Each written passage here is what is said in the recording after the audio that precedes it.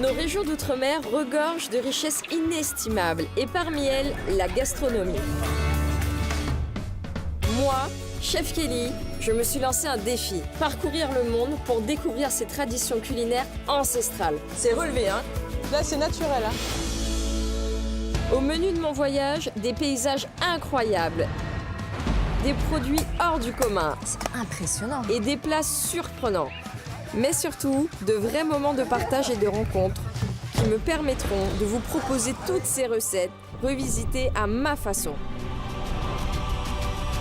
Chaque semaine, je serai épaulée en cuisine par de jeunes apprentis qui partagent avec moi une vraie passion pour la gastronomie. On est au taquet, hein. Bon, le plus méritant d'entre eux décrochera la chance unique de s'envoler pour Paris afin d'effectuer un prestigieux stage de cuisine. J'espère que t'as un peu la pression. Oui, chef. Êtes-vous prêts à en prendre plein les yeux et les papilles? Mon food trip commence maintenant.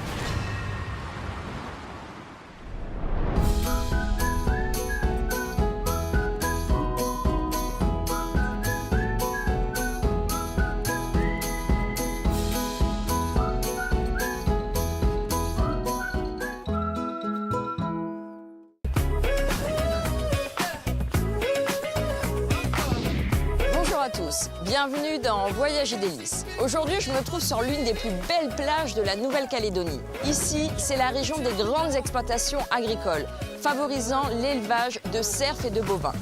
C'est pourquoi je vous emmène chez Colette, dans le petit village de Poya, afin d'y découvrir une recette incontournable, le civet de cerf.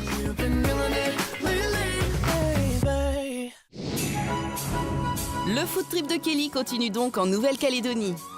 Ce territoire français situé dans le Pacifique Sud est constitué de dizaines d'îles. La principale, Grande Terre, abrite la capitale Nouméa. Son lagon de 24 000 km² fait partie des plus grands du monde. Aujourd'hui, près de 269 000 néo-calédoniens profitent de ce cadre de vie paradisiaque. C'est au nord de Grande Terre, près de Poya précisément, que Kelly s'apprête à faire sa première rencontre. Elle a rendez-vous avec Colette, une caldoche qui tient une table d'hôte.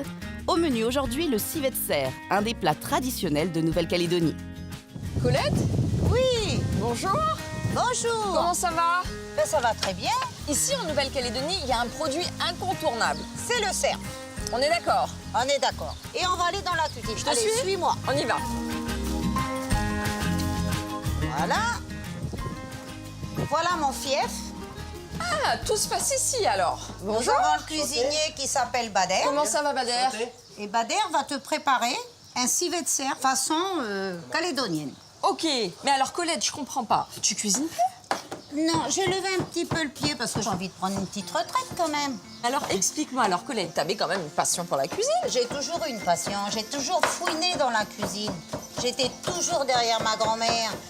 Ma Nini, tu fais ça comment? Nini, tu fais ça comment? Les gâteaux, tout, j'ai toujours été derrière elle. Transmission de savoir-faire alors. Voilà. Hein. C'est elle qui m'a appris beaucoup, beaucoup de choses. Ouais. Bader, toi, tu en es où ici là? Bah alors là, j'ai déjà mis les oignons ici. Je vais couper ma viande.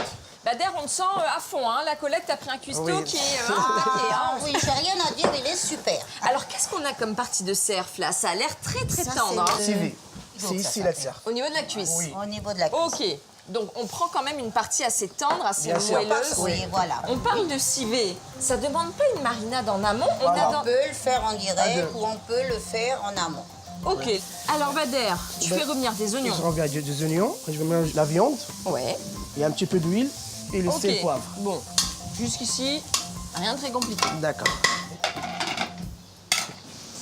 Alors là, c'est en train de cuire gentiment, on est d'accord. Colette, parle-moi un petit peu du cerf. C'est quand même un produit local et incontournable de la Nouvelle-Calédonie. On les mange en toutes les sauces. En rôti, en steak, en civet, en ragoût, en marinade, dans toutes les sauces. Ok, ça donne quoi, Bader, ici? On la regarde. Ça commence à mijoter un petit peu. La Ouais. viande est revenue. Ok.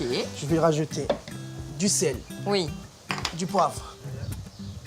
Là, je vais arroser avec du vin rouge. Ouais. Je vais arroser ma viande, très doucement. Et j'y rajoute la même avec de l'eau. Ok. Bader, le laurier, OK? le romarin OK. et le thym. On va mettre 45 minutes à peu près de cuisson. Ok, ok. Colette, ici, vous avez une façon bien spécifique de dire cerf. Vous Cerf. prononcez le F à la fin. En France Vous dites métropolitaine, le on dit le cerf. Le cerf. Le cerf. Non, c'est le cerf. Cerf. Et alors, dans ta table d'hôte, tu utilises quoi, toi, comme produits locaux? Nous avons des bananes, Ouais. nous avons du manioc, nous avons des tarots, de l'igname, du poulet, on a des canards, on a du porc. Mon mari, il aime la pêche, il va jeter l'épervier. Tu On a fais presque- jamais tes courses, en fait. Tu te sers un peu dans ton potager, dans tes champs, le plus tu te possible, débrouilles. c'est ça. T'es dans le local, en fait. Oh, ah, mais moi, je suis locale. Hein. J'ai toujours été locale, hein, mais je crois que je vais finir locale. Tu es d'ici, toi, de la Nouvelle-Calédonie? Exactement. Je suis née à Nouméa. Oui. Et depuis, je suis remontée sur la propriété familiale à Moinda et je suis toujours restée à Moinda, mariée et encore à Moinda. Tu veux pas bouger un peu? Non, non, non, non. C'est mon village, c'est ma vie, c'est tout. C'est en toi. inné chez moi, voilà.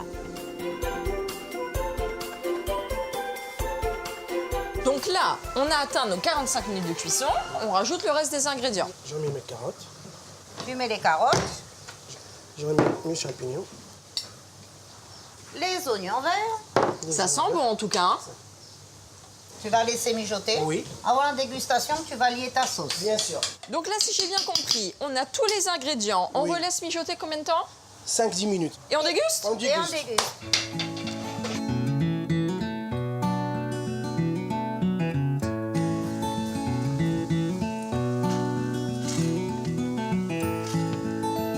On attaque?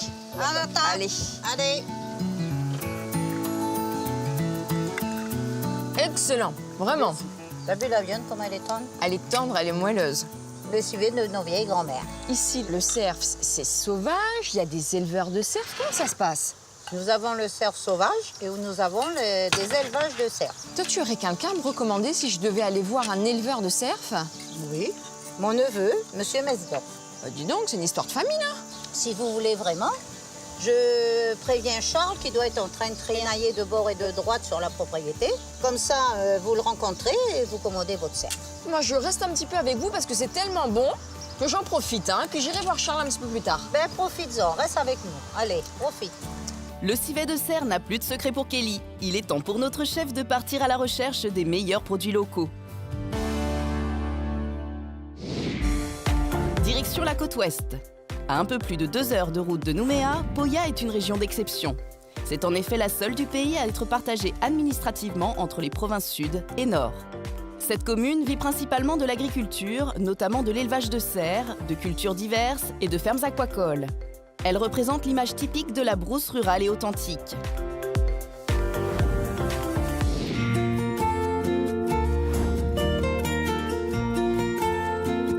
C'est dans le lieu-dit de Moinda, précisément, que notre chef s'apprête à rencontrer Charles, un éleveur de cerfs.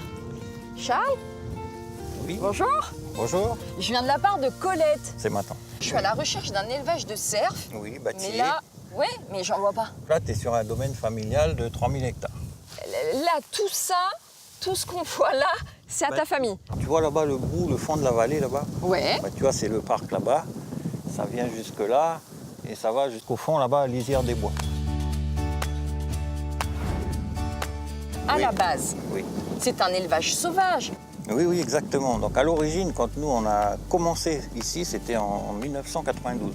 Donc c'est des cerfs qui étaient sur le domaine, mais qui étaient sauvages. Ok, ok. Mais aujourd'hui, il y a 2 types d'élevage. Ah. Il y a l'élevage où on a des femelles présentes sur l'élevage et qui font des naissances. Donc les petits naissent sur l'élevage. Ok. Et il y a l'autre procédé où on capture les cerfs, où on les garde 3 mois et ils partent directement à l'abattoir. Donc il y a 2 choses Il y a 2 distinctes types. qui peuvent se faire au sein du même élevage. Hein.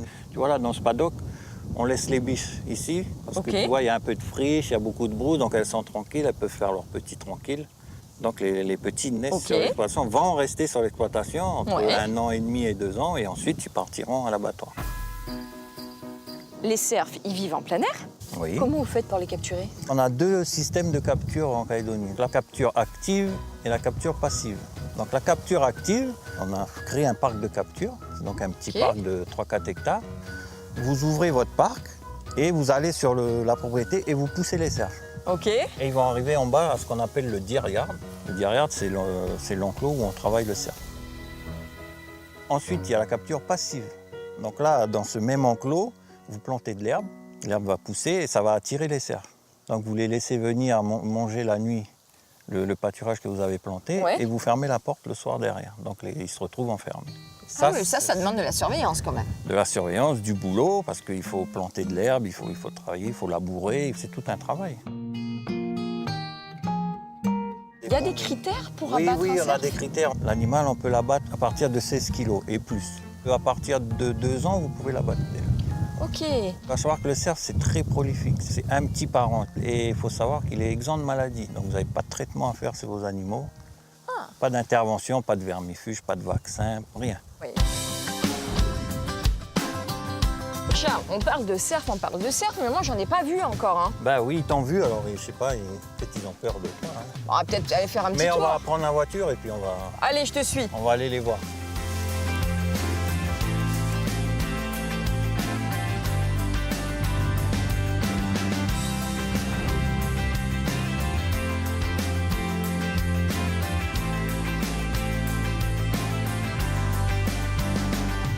Ah, enfin Charles, on peut en voir des cerfs. voilà. Enfin.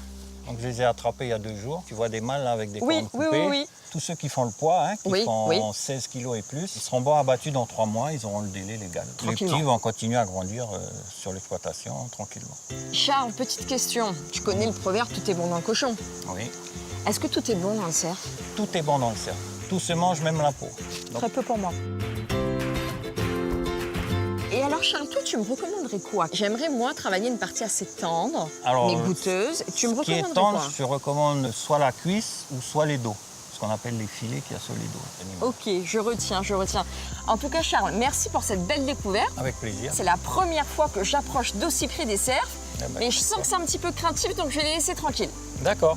Bon, Super. je continue ma route moi. Ok, ben, bonne route. Merci. Au revoir. Kelly poursuit donc sa route pour trouver des poivrons pour sa recette revisitée du civet de cerf. Cap sur Bourail, quelques kilomètres plus loin.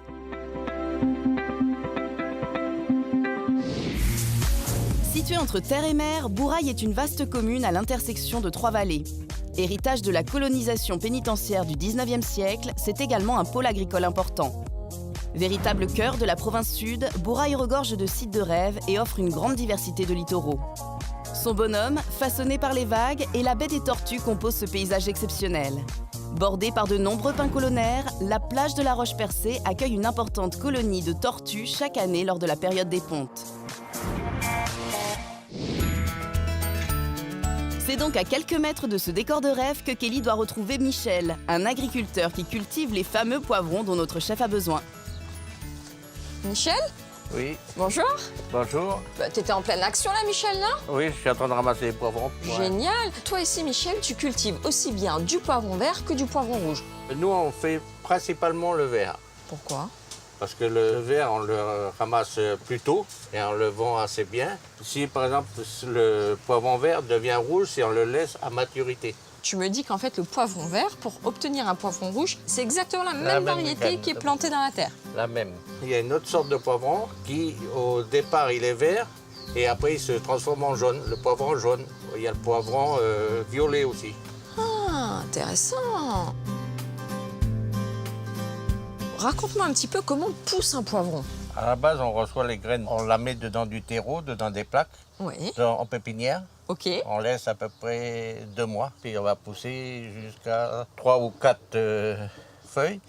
Et là, on les repique dans les CA. Ok. En principe, 2 mois après, on récolte. Ah ouais, c'est aussi rapide. Oui. Alors là, on a la fleur qui sort. Oui. Après, il grossit. Uh-huh. Après, la fleur s'éclate. Ok. Et là, on commence à voir le poivron. Et là, on continue. Ah, Le là on poivron. voit bien, la fleur est tombée, le poivron commence à se former. Voilà, il faut. Là, les petits ici. Après, on a un moyen là, les petits. Eh ben dis donc. Et là, sous ta serre, on a 3 rangées. Oui. Combien de poivrons tu récoltes plus ou moins?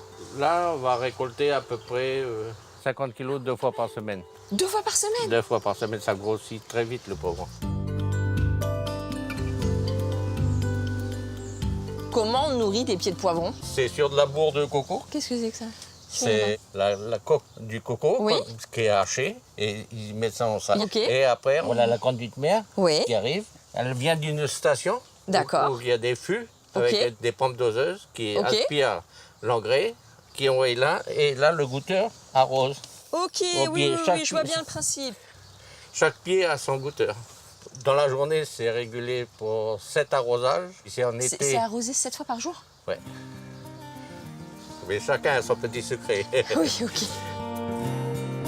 Mais Michel, c'est quand même très très propre. Il n'y a aucune bête, il n'y a pas de moustiques, il n'y a rien.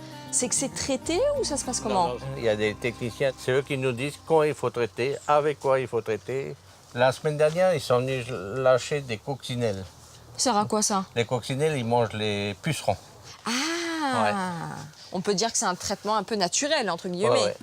Alors, est-ce qu'il y a une façon particulière de récolter? Ben, on recherche les plus gros, quoi. Hein. Évidemment. Voilà. Par exemple, là, on met le pouce en dessous et on Ok. lève.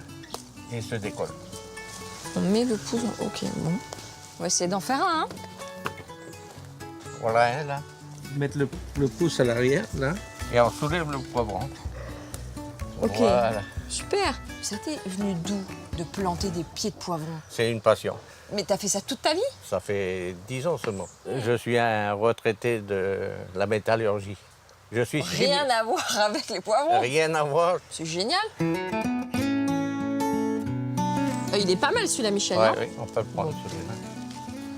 Tu me dis hein, si je fais pas bien, Michel. Nickel. Il est beau celui-là. Là, il y en a. Ah, il y en a un gros. Tu travailles tout seul parce que ça demande quand même de l'entretien, là. Non, non, on travaille en famille. Ma femme et puis mes enfants. Ah, tu fais bosser toute la famille, toi? Ouais, comme les enfants ils sont en vacances, ils travaillent tout le temps. Mais on c'est s'entend bien. avec deux pour travailler. Michel, là, on peut dire quand même qu'on a une bonne récolte. Oui. C'est pas mal. Oui. Bon, on est loin de 50 kilos, mais bon.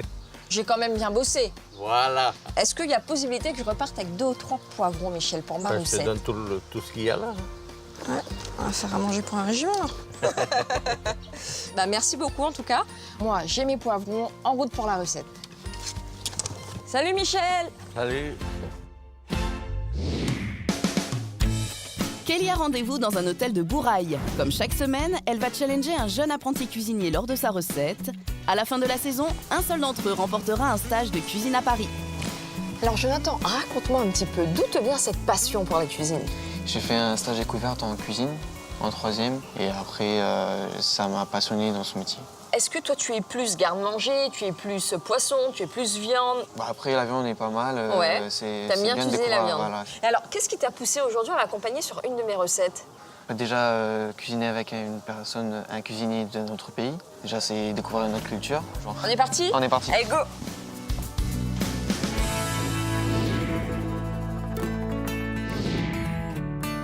C'est à quelques mètres de là que Kelly s'apprête à cuisiner. Cette semaine, elle a convié un sportif de haut niveau à ses côtés. Et j'accueille également Pierre-Gilles Lacafia, un joueur de l'équipe de France de rugby à 7. Comment ça va? Bonjour chef Kelly, ça va très bien. Aujourd'hui, on est sur mon terrain. Ouais, On cuisine. Les garçons, je vous propose d'enfiler le tablier tout de suite. allez. En préparation dans le Pacifique pour des tournois importants, Pierre-Gilles Lacafia en profite pour passer le tablier aux côtés de notre chef. Colette a fait découvrir à Kelly le traditionnel civet de cerf. Le défi de la chef aujourd'hui, le revisiter à sa façon. Elle a imaginé un filet de cerf et maquis de hachard by Chef Kelly qui se réalise en 3 étapes. Sur une base d'un plat pour 4 personnes, il vous faut, pour les hachards de légumes, un chou, 2 carottes, un poivron rouge, un poivron vert, une tête d'ail, 2 oignons, un chou rouge, du curry, de l'huile d'olive, du vinaigre blanc. Pour le cerf, 1 kg de filet de cerf, de l'ail, du thym, de l'huile d'arachide, un oignon, de la sauce soja, 2 citrons verts, du coulis de tomate et de la fleur de sel. Pour la sauce, prévoyez du vin rouge et du sucre. Aujourd'hui, une recette en 3 étapes. On va commencer par préparer un petit peu ce filet de cerf. Vous voyez, le côté blanc, là, ça, c'est des nerfs. Le but, c'est de venir longer un petit peu le cerf sans trop esquinter la viande. Alors, raconte-nous un petit peu, Pierre-Gilles. Tu cuisines, toi, ou pas? Je cuisine. Un plat emblématique du sportif. Attends, laisse-moi deviner. Les pâtes. Voilà. Est-ce que tu savais qu'on ne dit pas du cerf, mais on dit du cerf? Comme j'ai des origines d'ici, je faisais genre, je connaissais. Tu es d'origine calédonienne, alors? Ouais. Bon, moi, je suis né en France. Mon père, par contre, est né à Nouméa. Bon, nickel. Ok. Jonathan, t'en es où? Juste un petit bout là. Ah bah, J'entends Pierre-Gilles qui... Ah il taquine un peu, là? Ouais, un petit peu, c'est pas grave. Les garçons, on va ficeler la viande. Ouais, On commence par le milieu. d'accord. On laisse à peu près, allez, 1 cm. On refait la même chose. Et ainsi de suite, en gardant le même écart jusqu'à arriver à l'extrémité de la viande. Là, l'objectif, c'est d'avoir quand même une belle ballotine pour pouvoir tailler des médaillons et pour pouvoir avoir une belle présentation dans l'assiette. Je sais pas si c'est très joli. C'est très bien. Ok. Jonathan, il est où le tien? Il est là. Nickel, on continue. Élément de la marinade. On va ciseler de l'ail. Alors, hop, super. Voilà. Bon, en tout cas, les garçons, On n'est pas pas gâtés. très bien accueillis, moi, en Nouvelle-Calédonie. Le hein. plaisir d'être en Nouvelle-Calédonie, ça change de la France. Bon, on va faire avec, hein. On va rajouter un peu d'huile d'olive qui est à ta droite, Ouais. Pierre-Gilles. Tac, Tu peux y aller, vas-y. j'attends. Vas-y. Tant que je te dis pas stop, tu peux y aller. En fait, le but ici dans la marinade, il faut que la viande baigne dans l'huile. Bah pourquoi tu rigoles? Parce qu'en sportif, faire ce geste-là, mais c'est inconcevable, je suis Parce d'accord. qu'il y a trop d'huile. Ah oui, non, mais là, j'hallucine. C'est bon? Ouais, Ok. tu peux t'arrêter. On va mettre un petit jus de citron vert pour attendrir un petit peu la viande. On va mettre un petit peu de sauce soja. Et tu me mets une cuillère de sauce tomate. D'accord. Et là, les garçons, la marinade, elle est finie. Il ne nous reste plus qu'à snacker notre filet de cerf. Alors, voyez les garçons, regardez. On commence à avoir le côté un petit peu caramélisé. Moi, je pousse un petit peu plus. Tant que vous n'avez pas votre côté caramélisé, ne retournez surtout pas votre filet de viande. hein. Ok, bon là les gars, la viande bien caramélisée, bien cuite. Et on attaque la deuxième étape, la garniture. On va commencer par faire un petit miroir de vin rouge. C'est tout simplement du vin rouge, un petit peu de sucre. On va laisser réduire. Alors le miroir là, il n'est pas trop mal. Comment tu vois ça, en fait Tu vois, c'est encore un petit peu liquide. Ouais, La chaleur va continuer de se propager et on va vraiment avoir quelque chose de sirupeux à la fin. d'accord. Les choses sérieuses commencent. On va préparer une petite garniture un petit peu sympa. Vous allez voir un petit côté un petit peu japonisant. On commence par le chou. On va venir retirer un petit peu le cœur là. Ça, c'est pas bon. Et on va venir tout simplement effeuiller. Il faut que la feuille reste entière.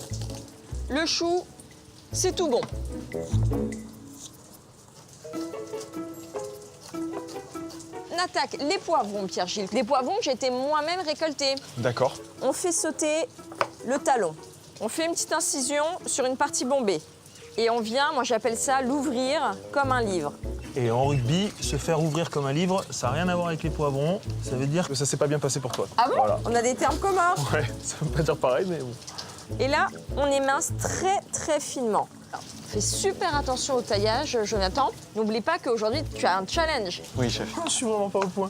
Et tu t'en sors très bien. Pour quelqu'un qui fait des pâtes, Ouais. bah c'est pas trop mal tout ça, Jonathan. On va s'occuper de faire une petite julienne de carottes. Jonathan, toi, tu as une petite mission. Ciseler un demi-oignon et une petite gousse d'ail. Ok, chef.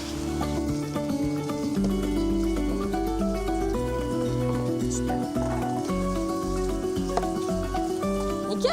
Mais les garçons, on a fait énormément de taillage. On est prêt à mettre tout ça à cuire. Le but, c'est de plonger 30 secondes les poivrons.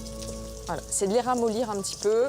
Jonathan, est-ce que tu peux me récupérer de l'eau avec des glaçons, s'il te plaît, dans un cul de poule? Ouais, chef. Tous les légumes verts, tu fais choc thermique à la sortie de la cuisson, glaçons eau froide. D'accord. Je te rassure, tu auras toujours quelque chose de vert. D'accord, ok. Toujours.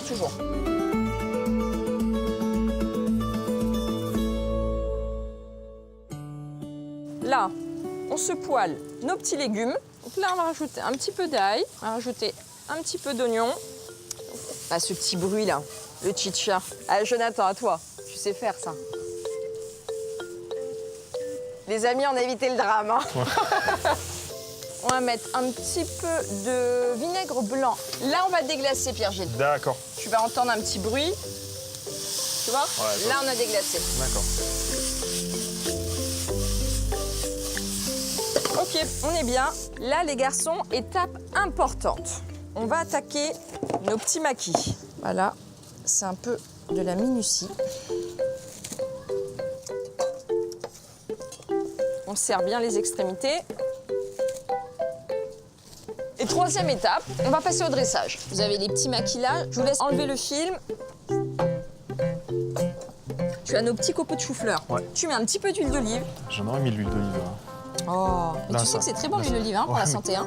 Dis-moi. Voilà, tu regardes, t'en mets peut-être, t'en cales un par là et tu bosses avec tes deux mains, Ok. tu vois. Regarde, t'essaies de te donner du jeu. Ouais. Oula. C'est les copains de l'équipe de France de rugby à 7. Mais les gars, on n'a pas fait ça à manger là. Voilà. Fallait nous dire qu'on avait des Non, invités. on grignote. On mange pas beaucoup. Est-ce que visuellement ça plaît? Moi, je me suis bien appliqué. Jonathan s'est un peu fait engueuler quand même.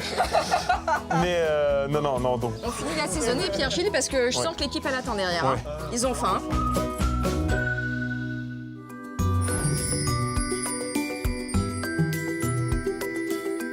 On est parti, on attaque? Tiens, mon petit poil.